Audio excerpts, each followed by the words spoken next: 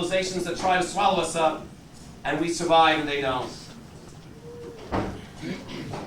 And then there's Mr. Froikin. Everyone who's had an opportunity to see him and to know him over the years. I've only been privileged just for a short time. A man of utter perseverance, integrity. He lived at a time when he never thought that he would see a kehillah like ours in Dayton be around 67 years later. He was someone who remembers the old school, the old immigrants, those who kept steadfast to the ways of Torah. And he's held on to that dream. And it's most appropriate today that he should come to us here at our shul and honor us with such an magnanimity of the Sefer Torah, where it really belongs. The place that fulfills the dreams that he's held on with such tenacity to for so many years. The sense of Torah and mitzvahs that we represent, that Mr. Froikin more importantly represents in his life. Chazal tell us, more in Sanhedrin, of Chafal Amadeis, where it tells us, Rabba, Amar Rabba, Aval Pishe, Yicholo Avosav, L'Adam Sefer Torah, Mitzvah Lichtov Mishalo. Even though a father may bequeath to a son, or give over to a son a Sefer Torah, it's still a mitzvah for the son to write one himself. Shenema v'atu kisvu lachem es hashira. The just as Moshe Rabbeinu gave over the commandment to Klal Yisrael on the last day of his life to write down the Sefer Torah, so too Mr. Froikin, who dedicated the Sefer Torah in memory of his dear father, Olav Shalom, clings on with tremendous tenacity to the ways of his father and the ways of his grandparents and the ways of all the Doros, of all the generations of Klal Yisrael. Even though his father was not able to dedicate that Sefer Torah, which he very much wanted to do, he wanted to have a Sefer Torah written. Mr. Froikin has not forgotten, in these 70, 80 years of his life, to hold on to that dream, not just literally the Sefer Torah, but the ways of Sefer Torah. It's not enough just to venerate something which is a mere implement, but to live it, to breathe it, to embody it in one's life. That's what Mr. Froikin is all about. And that's why he's chosen our shul to be the repository of this very special Sefer Torah. Yesterday's parsha, very end of the parsha, the Torah talks about the penalties for someone who tries to switch a korban and to try to redeem it. He has to add on a fifth on certain occasions. He has to make both of them. He tries to switch it. Both of them become holy. The Rambam tells us when it comes, famous Rambam, the end of Hilchos Tamura, that when it comes to a korban, when it comes to something where a person is spending money for, there's a tremendous temptation for a person to be dishonest. And HaKadosh Baruch Hu in the Torah goes, Yored Sof Daito Shel Adam, the Rambam says, he goes to the innermost depths of the human being, and he sees in fact that if a person feels they can get away with it and switch a korban, a more expensive one for a less expensive one, so the Torah says, you know what, both of them have to become holy. One cannot take a chance when it comes to their own monetary expenditures. We don't trust the person's integrity. And yet Mr. Froikin is a shining example of someone who made a commitment many, many years ago. And most people would say, okay, I made the commitment, but it wasn't possible to do it. And the vision of his father, and he had that vision of that ideal home from where Torah should belong. This is really what we celebrate today, that same undying spirit, the resiliency that we saw in the Soviet Union, that we're seeing today in the Soviet Union. We've also seen through people like Mr. Froikin here in Dayton, Ohio, one of the original members of Shomrei, one of the people who did so much for it over the years, that just as the spirit of pessimism which pervaded the Soviet Union for so many years, there won't be any more Judaism left, communism is invincible, so too those who are Shomrei Torah and mitzvahs, those who are observant in our community, those who reside here at Shomrei Emunah, will say that all the naysayers of assimilation and pessimism will say there could be no future for Torah, no future for Sefer Torah like this in Dayton. All those naysayers will be surprised just as much as we are surprised by what happened in the Soviet Union, that in fact the Sefer Torah will endure, the legacy of Mr. Froikin will endure, of his parents and of this Sefer Torah and of the shul. Because that's the promise of Kadosh Baruch Hu, that offer, that dust, will last forever. So we want to thank from the bottom of our hearts Mr. Froikin for such an act of generosity towards us and for dedicating his spirit, his sense of determination of Mesiras Nefesh, joining it together with our determination to see to it that Torah should always grow in Dayton, and our shul should truly merit to be the home of such a very extraordinary Sefer Torah. Thank you very much, Mr. Froikin. I'll call now upon Rabbi Zwelling to say a few words.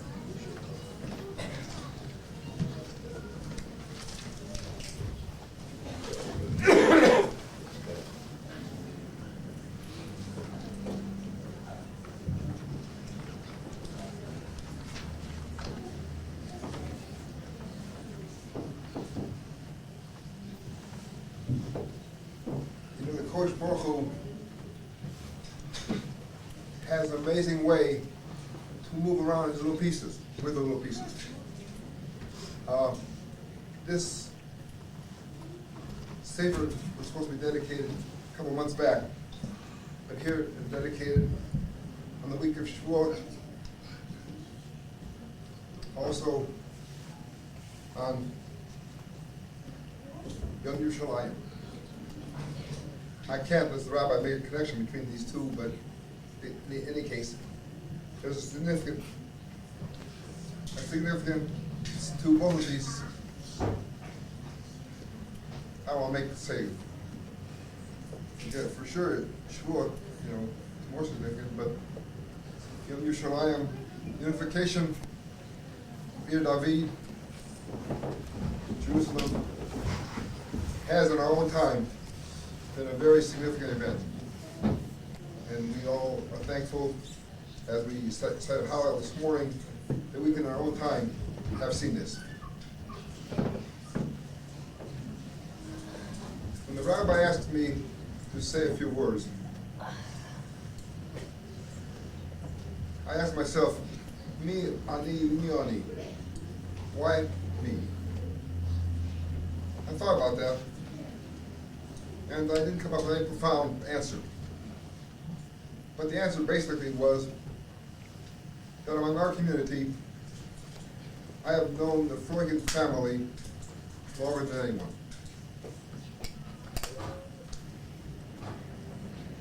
Many years ago, before we had freezers, there used to be a man who delivered chickens, delivered poultry. He wasn't a butcher, he wasn't a shochet. But he was a man who took orders, went out to the farmer with those orders, and picked up the poultry, took it to a shochet, and then brought it to the people who ordered it. That man was Oscar Froikin, Abe's father. I remember him very well. To me, he seemed to be ancient when he came to a boy of 9 or 10 years old. And he always brought good chickens, and in those days even good ducks and good geese you could get at that time. And we really appreciated what he brought to us. As a young boy, I thought that he brought us special poultry because my two brothers and I were cute little boys. And later on in life, I realized the reality of that. He gave us good poultry because my mother, of blessed memory, in keeping with the biblical commandment, paid him when he delivered poultry, as opposed to many people who built up a bill. Not that they didn't pay the bill, but they didn't have the money. I remember your father very well, Abe, and loved him very much as well, especially when he gives you good poultry. Many years later, when I came back to Dayton, we had a store downtown, Abe used to come into the store many times. And as now, Abe was always a silent person. I don't know why he was there. He didn't say too much. I soon came to realize that there was communication outside of verbal communication. And there was a bonding at that time as well. We spent maybe 5 minutes in the store, maybe 10 minutes, but there was something there created myself. The Froikin family has given much to this community and to other communities.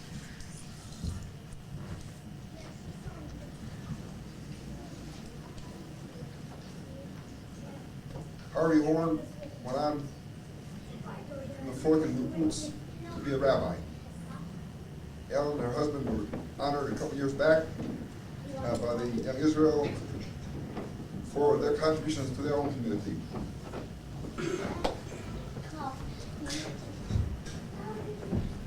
And now Abe, to the best of my knowledge, is the last Froikin in our community. And he lived to 120. The Sefer Achinuch, which lists the mitzvot in the Torah in chronological order, lists the last mitzvah as the writing of the Sefer Torah.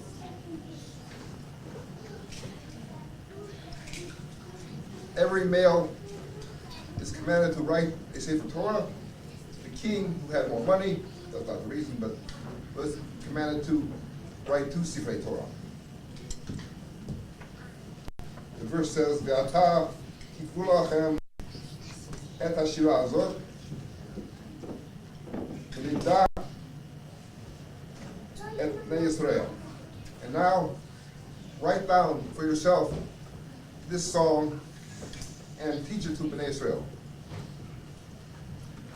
For those of you who want to know how the word song is equated with Torah, I refer you to the Sefer Mitzvot of Rambam, Halacha 18, your homework.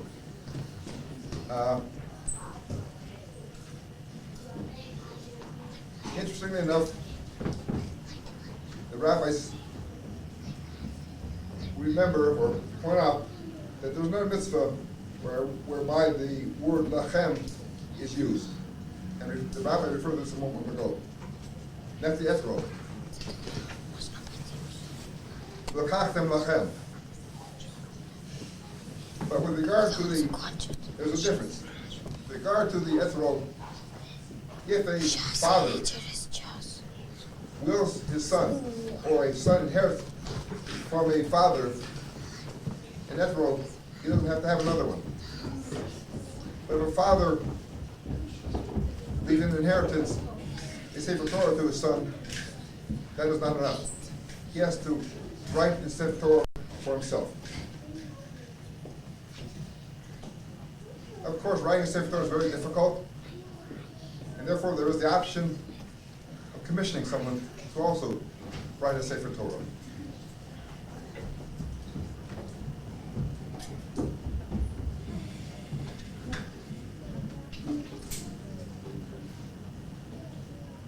And this is what Abe has done.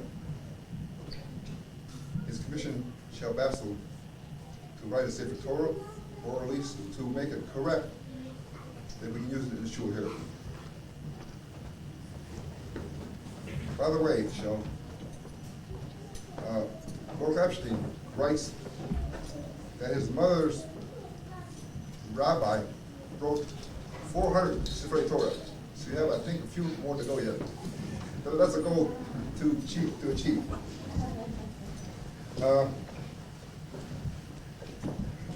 Speaking of Baruch Epstein, he says the purpose of this mitzvah, every person has to have written for him or by himself his own Sefer Torah, is to multiply the Sefer Torah in the world.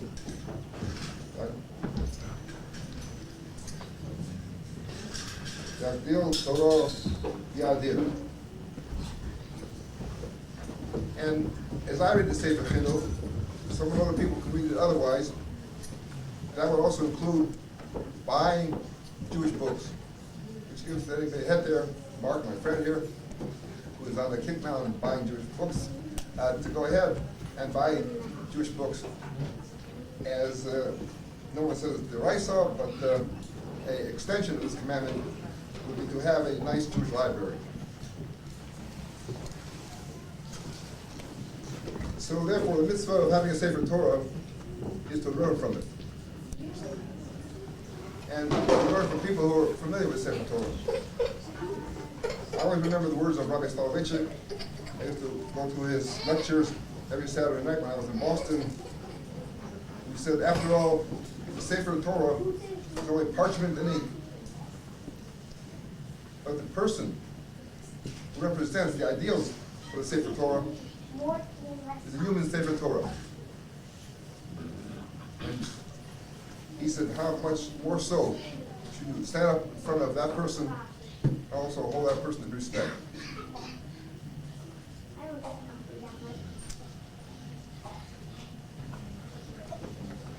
It's interesting that there are 365 mitzvot in the Torah. I'm sorry, 613, 365 lo ta'aseh, negative commandments. I don't like the command, I don't like the term, but for loss of a better term, negative commandments, and 248 positive commandments. It's interesting to note that the first commandment is a positive commandment, and the last commandment is also a positive commandment.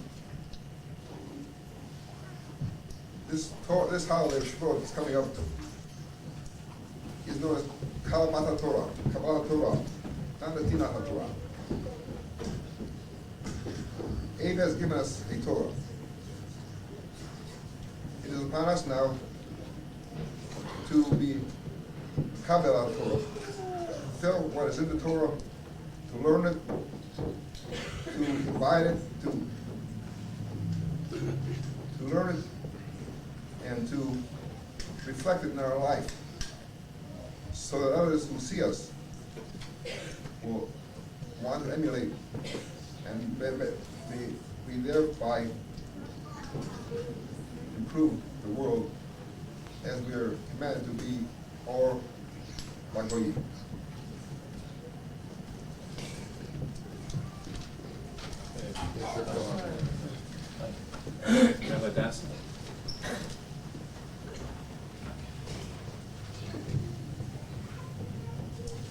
I'll just speak very briefly about, actually, a number of things I was going to say were already said by other people, so we can skip that.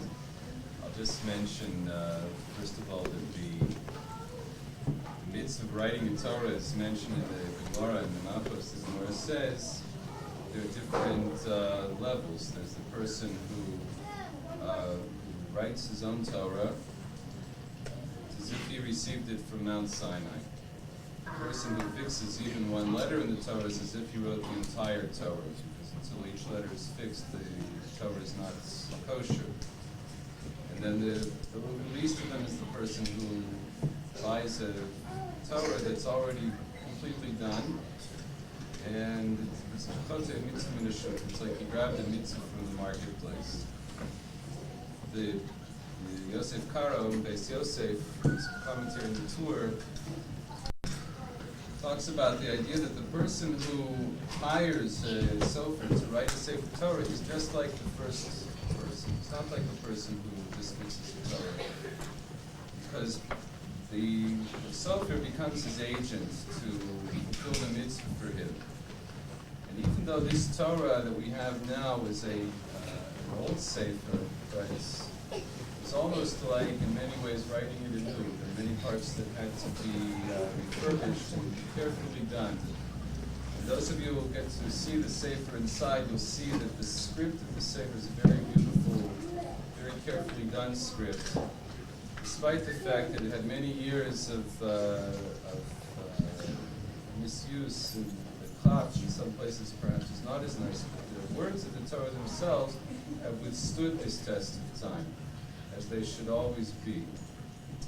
And it is this case also, that in this sense also, that Beis Yosef says that the man who hires the Sofer, and he will say, oh, Sofer, he supports the Sofer during his time of writing, he is to be considered like the Sofer himself. And this I must thank Mr.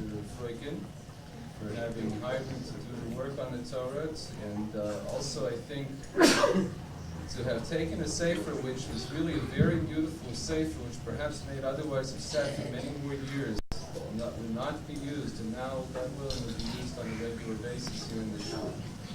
And with that, I thank you. I thank also Shomrei for having recommended me and brought me, and also I thank my parents who came today, and my uncle and my sister, always supportive and helping me in all my projects, and especially in this project as well today. And finally, again, thank you, Mr. Froikin, thank you, everybody. I'll be so good to have many more Sefer Torah here today. Amen. Mr. Krause.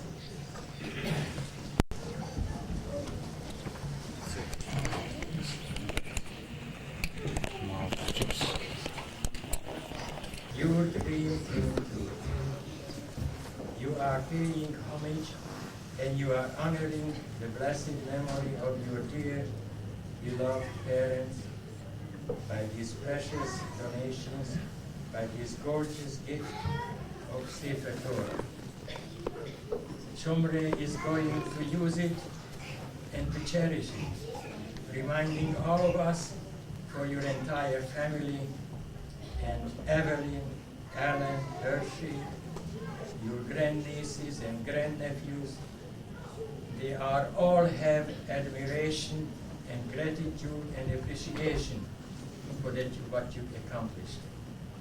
We all pray that Hashem grant you good health, mazel, brocha, v'hatzlocha, and happy.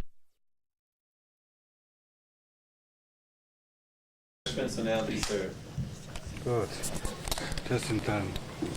My